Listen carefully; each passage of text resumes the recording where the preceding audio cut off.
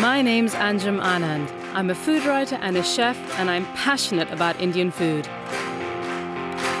In this series, I'll be going on a journey to see how different regional flavours of the Indian subcontinent can be found in cities up and down the country.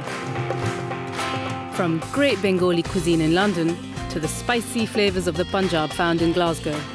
I'll be showing novice cooks how to prepare authentic regional dishes. I don't think it needs any more chilli.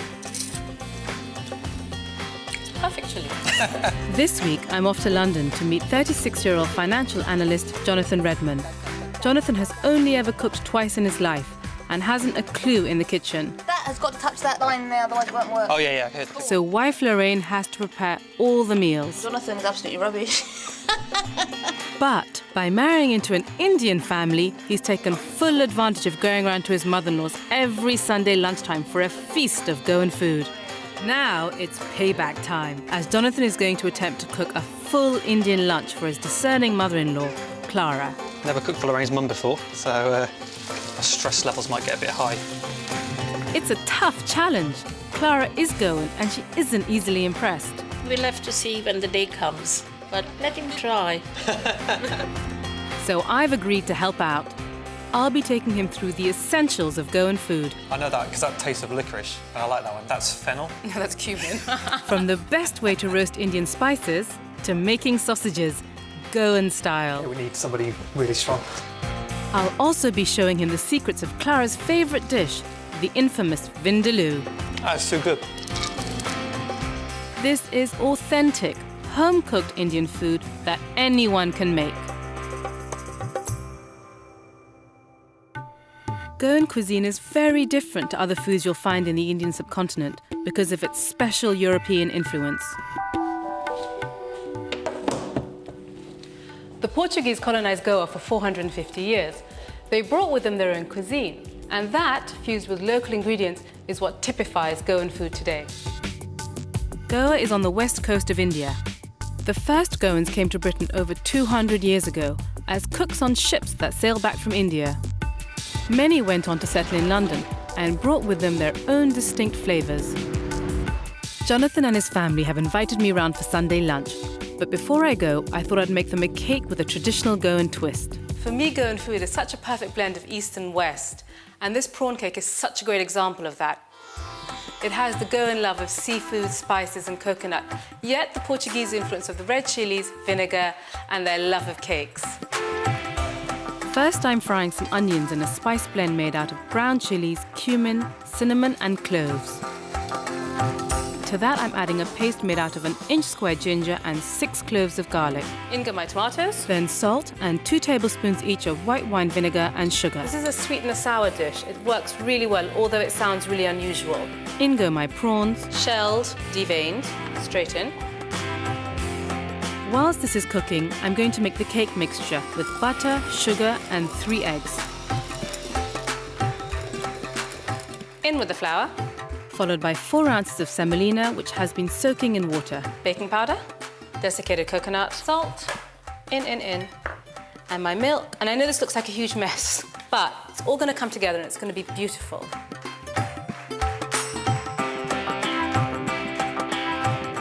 That's half my batter. Now my cooled prawns.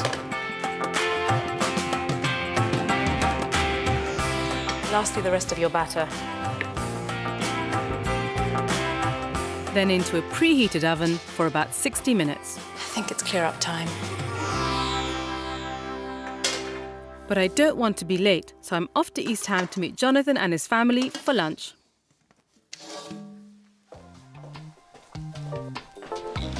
East Ham is home to a large South Asian population. The Goan community is just one of them.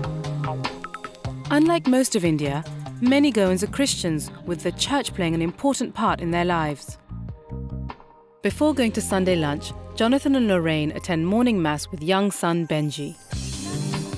Jonathan's mother-in-law Clara lives just around the corner, so it's a perfect opportunity for them to catch up with the rest of the family.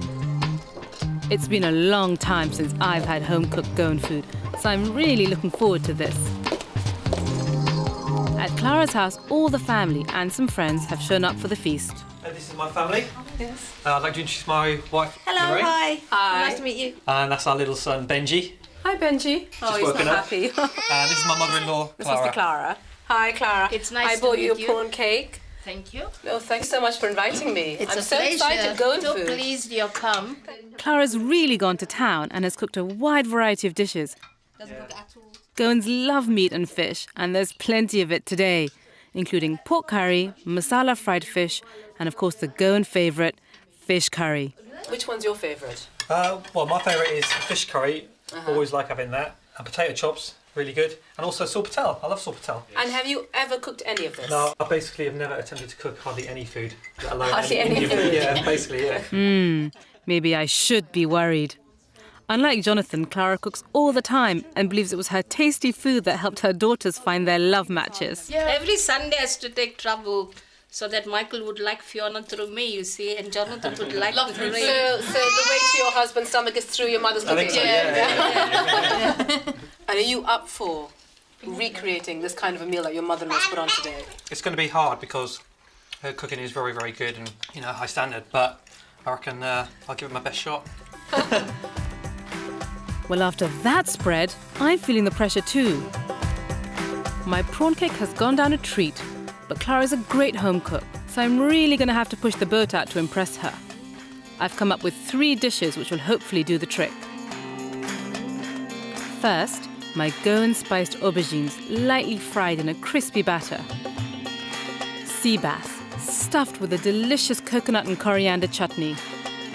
And pork vindaloo, topped with lightly fried cashew nuts.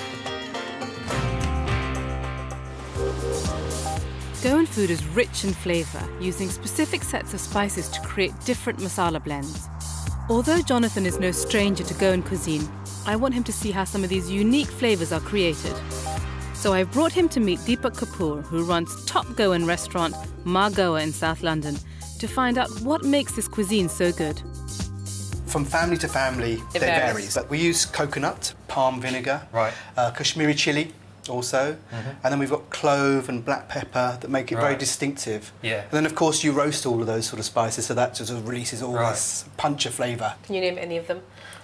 I think, well, I can name that's peanuts. Well done. And I think that's coconuts. Yes, very Goan. And the other one I recognise is cinnamon. Well Yeah. done.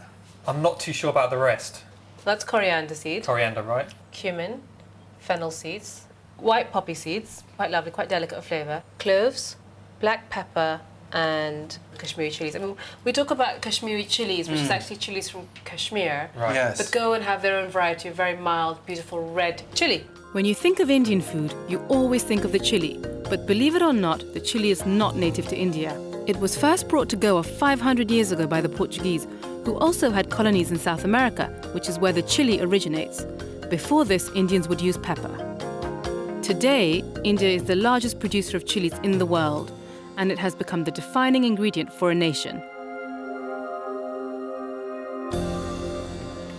OK, so shall we dry roast these, Jonathan? OK, yes. Dry roasting releases the nuttier, fuller flavour of the spices. The larger ingredients are always put in first as they take longer to roast. Can I go with that? Yeah, sure. Just stir it around, yeah? Yeah, just stir it around. You always need to make sure you're moving it around the pan a lot, just so that there's no particular spices that are Sure. on a hot spot and that will burn. OK. Can actually Just, start to... I can smell it, yeah. Yeah. It smells nice.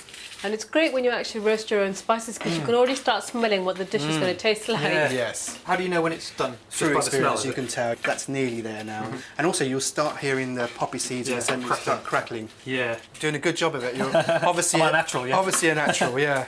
All we've got to do now is, before you start spilling it all around, grind what we have left.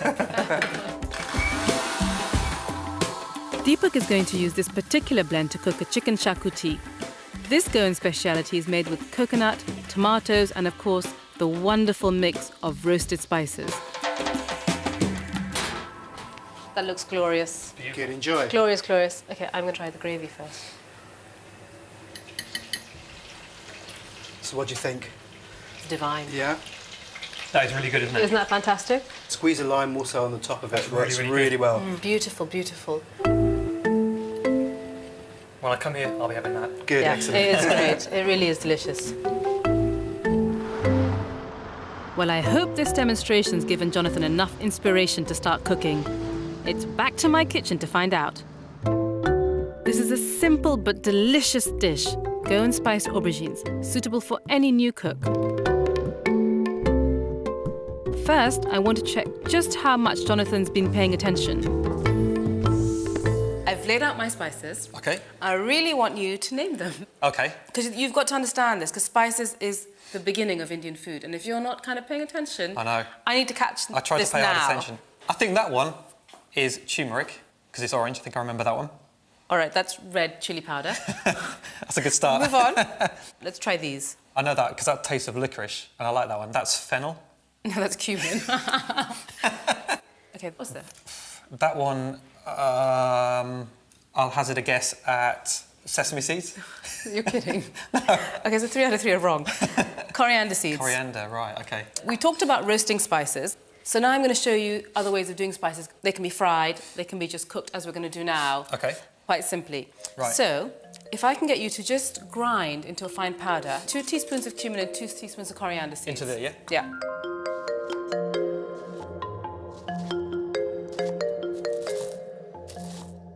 You've only cooked twice in your life, I right? have, yeah, on our anniversary. What did you cook for her last year? The same as what I did the year before, which was grilled chicken with a spicy mint sauce. She had the same thing both times you've cooked. Yeah. And you didn't think somewhere that maybe she needed a bit of variety. OK, I want you to pay attention, because you have to recreate this. OK. For the batter, I'm mixing 6 heaped tablespoons of gram flour and 3 teaspoons of rice flour, which will give it a really nice crunch. Next, it's a teaspoon of mango powder, a little bit of salt to season, and now I'm adding Jonathan's freshly ground spices. You really understand the character of your food when you start grinding the spices or roasting the spices and understanding what the dish is going to end up like. It's actually good fun doing this as well, you know? Yeah? I'll get you to do all the spices from now on. And I'm just adding the water slowly to one side and drawing in the flour so that it's not lumpy. Right. I think this is almost ready. So whack it in. Thank you. And finally, a teaspoon of chili powder. OK. OK. So, dip, and we'll lay it in the pan away from us. Can I get your hands in? OK. The aubergines need to be covered evenly with the spicy batter before being placed in the frying pan. Seeing as you've only cooked twice in your life, I feel like you should get your hands dirty. I mean, cooking is actually really good fun. They cook quite quickly, just a couple of minutes on either side. Well, this would be good, because if like Lorraine's mum really likes it, then I can get her to do some of these on a Sunday as well. You can do it. It's just, you know, it was good fun doing that. It's brownie points with your mother-in-law. Trust I need me, them, it really pays. And now I just want to make sure they cook through. And the best way to know that, even with this, just kind of flip it in. And it should just go completely through with no resistance at all. Right. And then it's cooked. Yeah. And there's nothing worse than an undercooked aubergine. There's nothing worse. Right. These can be eaten right now. OK. As they are, in fact. I suggest you get right in there. Stuck in, yeah. But what I'm going to do, just because you are inviting your mother-in-law over, she always goes that extra mile for you. I thought I wanted to garnish it with something simple. OK. So I got some curry leaves. I know curry leaves. Which is the only thing you've noticed you've got here, because everything else has been wrong. I'm a slow learner. Shall I try it with a Go for curry it. leaf? Pick up a piece. OK. That is really good. Yeah? Considering I've never had aubergines before. That is really good. That you can do? Yeah. You're comfortable with that? Yeah, definitely, yeah. Let's move on. OK. Jonathan's really impressed me with his keenness to learn. But before we carry on with the next dish, I have a surprise for him. Goan cuisine is still considered to be a speciality in the UK, and some of their ingredients can be a little tricky to track down. Alex Dos Santos' traditional Goan products are in popular demand. Hi, I'm Anjum. Hi, do come in. Hi, thank you. Including their much-loved pork sausages, which the Goans value so much they call them black gold. Goans eat pork because of the Christian influence. Hindus and Muslims, who make up the majority of India, do not. Pork is such a big part of the Goan diet, isn't it? It is. It's very unusual, especially in Indian cuisine, to have pork dishes on the menu. And it's mainly due to the Portuguese. Originally, they brought sides of pork in barrels with garlic and wine vinegar, and it was a way of preserving the meat over the long journey. I've never made sausages before, so this should be fun. First, Alex chops the pork into little cubes, which is mixed with a blend of spices. Usually this would be left to marinate for 2 days, but Jonathan and I are keen to have a go. Don't all of you move at the same time to help me, please. But I wasn't expecting this. Put it in the top, yeah. That's right. You can buy more compact domestic sausage makers than this one, which is 20 years old. That's intestine, isn't it? It is. Pigs. Yeah. Good animal. So helpful to this process. Yeah. What's going up? It's kind of really tough. Is it supposed to be this hard? Yeah. If we'd marinated the meat first, this probably would have been much easier. God, this is really a man's job. All yours, Jonathan. I'm glad to see it isn't just me who finds this tough. Okay, we need somebody really strong. What would you do with this now? Now we've put it in there. You just put it somewhere sterile for it to dry. And how long will that take? 8 days. So 2 days to marinate, 8 days for it to dry, That's right. and then it'll keep for 9 months. 9 months. I've brought some of Alex's sausages back to try. So before we continue any further, I think it's time for a snack. So I thought a sausage sandwich is kind of the quickest, easiest thing. Wow, I can smell it already. Yeah, you can, yeah.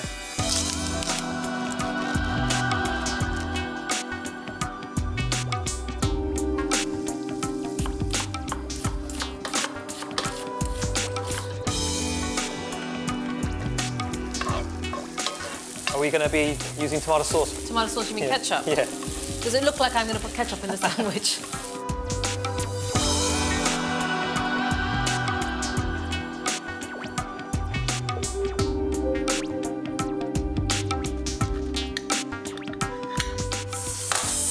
Okay, I can't wait. Should we go outside? Yes, let's do it. Can you wait that long? Just about. I'm not sure I can, to be honest.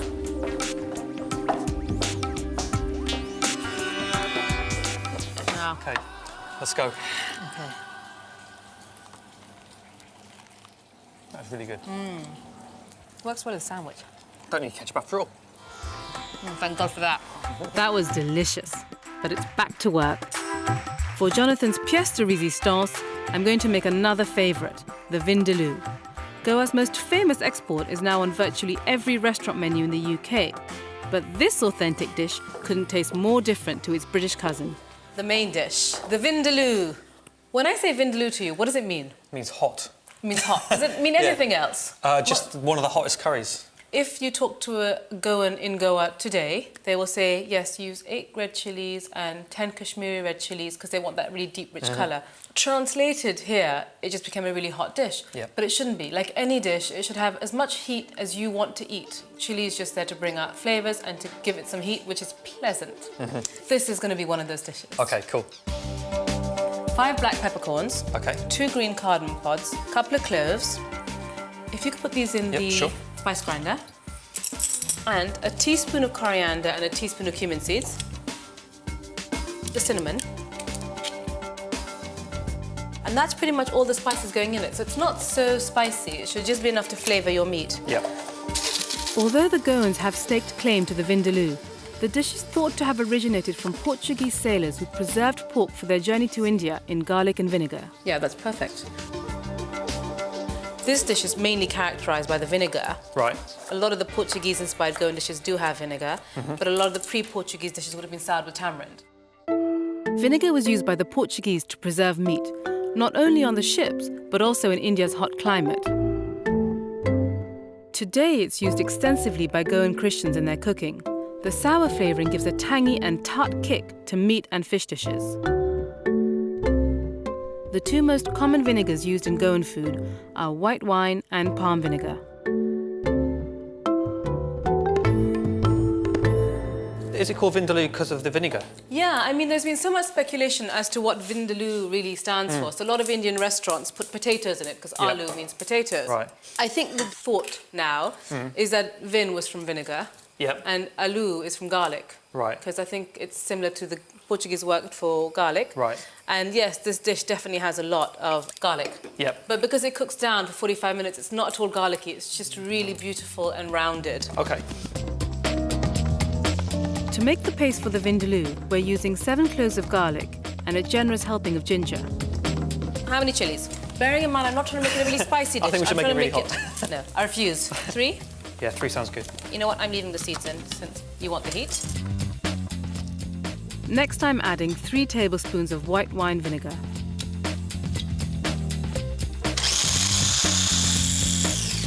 I'm mixing this paste into the chopped pork along with the freshly ground spices.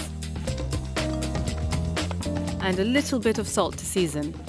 If you've got time, you can leave this to marinate for a couple of hours, but it's fine to cook straight away.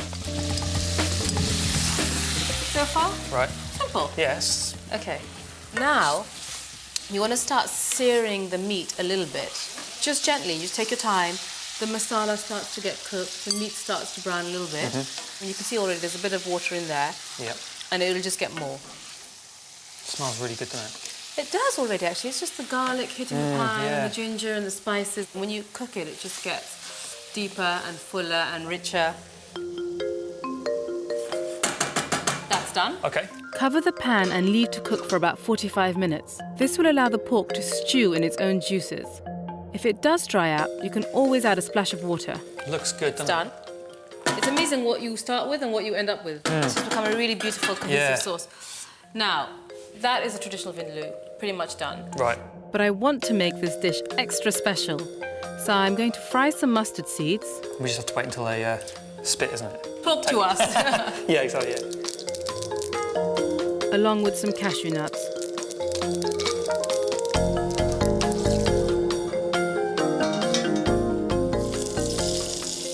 Looking good. Oh, it smells lovely. And we're done. That does smell Pork really good, doesn't it? vindaloo. You want to have a try? I think so, yeah. Okay. It's hot.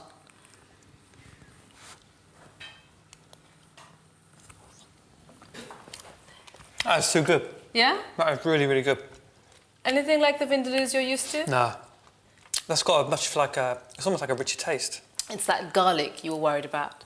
Yeah, I thought it was going to blow my head off as well, but it's the really, garlic really and the nice. onions and we've kept the spices really mild and the flavour of the pork. It's just got a really like nice flavour. This is going to be the pièce de résistance of that table. It has to blow their socks off. You won't believe I've cooked it if it's anything like that. Your vindaloo is going to be exactly like that. I have faith. Can I have some more? For Jonathan's final dish, I'm making a wonderful stuffed sea bass with a coconut and coriander chutney. So, what I brought here... Yeah, I don't taken recognise out for this. you, What's this? This is a coconut grater. It grates it really fine. Now, I'm going to show you how to do it. So you just put it in there and then you just turn. Coconut is an essential ingredient in Goan cooking. Although you can use frozen coconut in this dish, I find the flesh from a fresh one tastes sweeter. The coconut grater is an easy way to get the flesh out. Just remember not to grind it too close to the shell. You can also use a standard box grater. This reminds me of the sausage making machine. That was really hard work, actually. That was, wasn't it? Yeah, this is a But lot good easier. fun. Yeah, yeah. To make the chutney, I'm blending together some fresh coriander with a little bit of garlic, about 4 teaspoons of lemon juice without pips,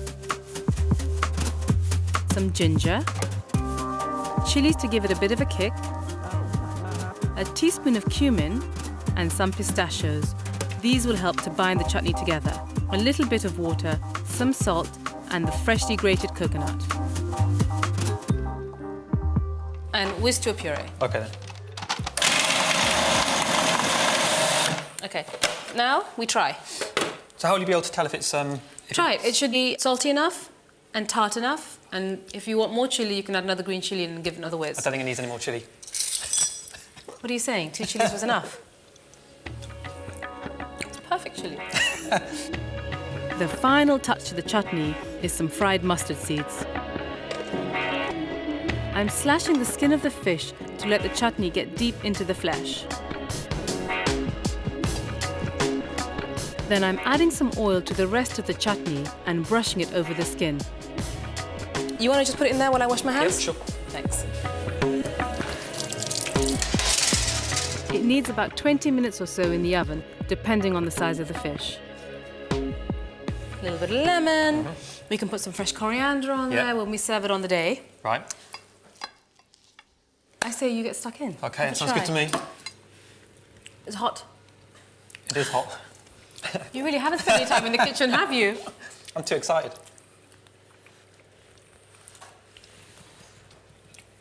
It's really nice.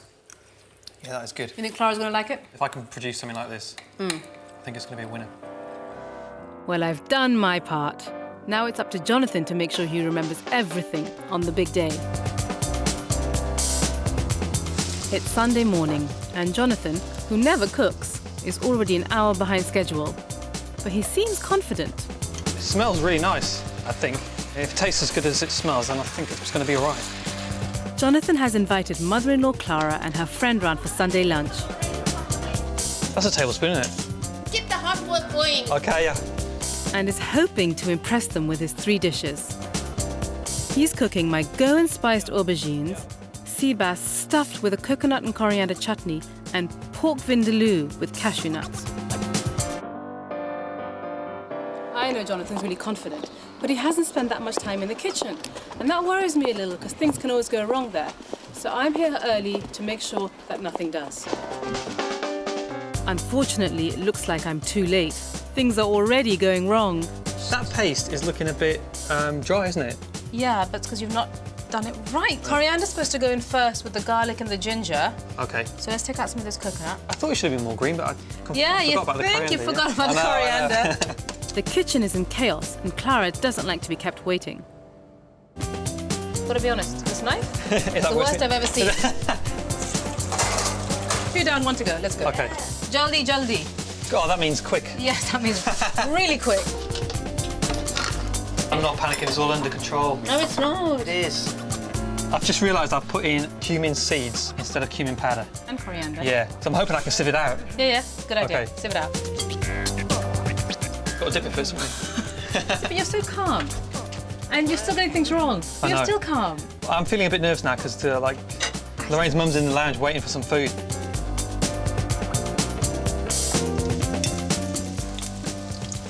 Does that taste right? It's beautiful. Finally, we're done, and lunch is served. Oh, wonderful. Yes. Looks nice. I'm glad that the smells are working. There's just Jonathan's fish to dish up. Hey, check this out. Oh, that's amazing. Jonathan, that's lovely. Hey, it's too nice to eat. You've done a marvelous job there. It looks good. It looks very good. Yeah, do you like that? Do you like that? Tuck in. Oh my God, that's so good. Absolutely wonderful. Good. But what does mother-in-law Clara think? It's really nice. Same blend I would make if I cooked it. And really good, aren't they? It's brilliant, and I can't believe he's produced it in his own kitchen at home. 10 out of 10 and worth the wait. Can I cook for you again then? Certainly. Yeah, the food is really good. I can't wait to come back again here, Jonathan. Same time again next week, yeah? Exactly. I can expect him to cook more like this for me next time. The recipe is even better than what I can cook. I feel exhausted, but I do feel kind of proud, you know? Once you've actually cooked it, people have eaten it, you do feel kind of really, pleased, you know? You are going to do it again. I know Definitely, you are. And I know definitely. if you don't want to, they're going to make you. Exactly. I'm definitely going to do some more, definitely.